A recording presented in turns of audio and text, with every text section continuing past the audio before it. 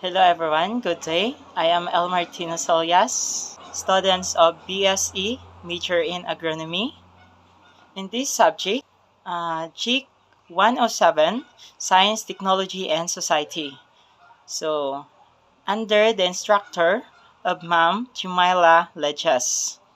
So, in this topic, my report presentation is talk about Industrial Revolution.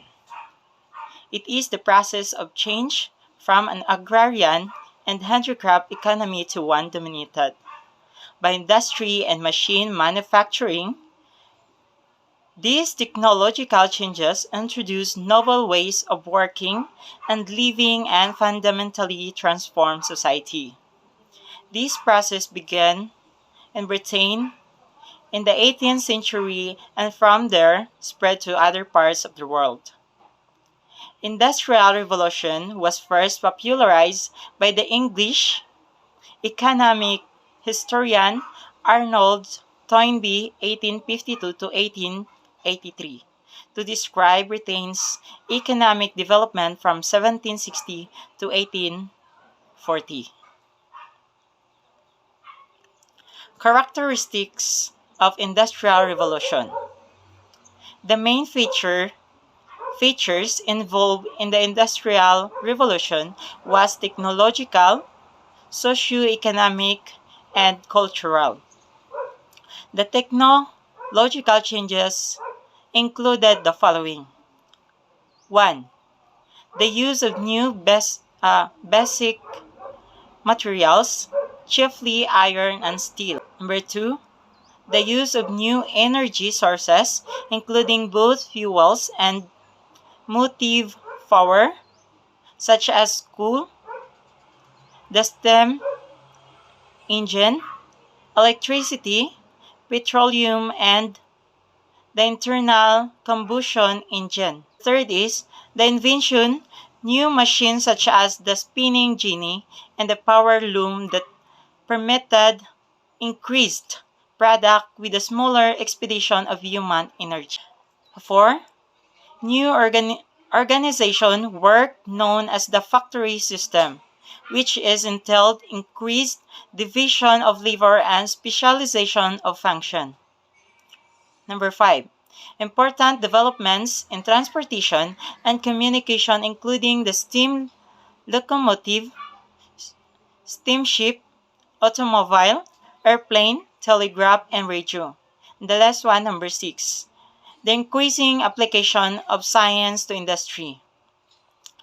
These technological changes made possible those tremendous increased use to natural resources and the mass production of manufactured goods. Many new developments in industrial spheres, including the following. Number 1. Agricultural improvements that made possible the provision of food for the larger non-agricultural population. The economic changes that resulted in a wider distribution of wealth, the decline of land as the source of wealth in the face of rising industry production, and increased international trade. Political changes reflecting the shift in economic power as well as new state policies corresponding to needs of industrial society. 4. Sweeping social changes, including the growth of cities, the development working class movements, and emergence of new patterns of authority. Cultural transmission of a brood order.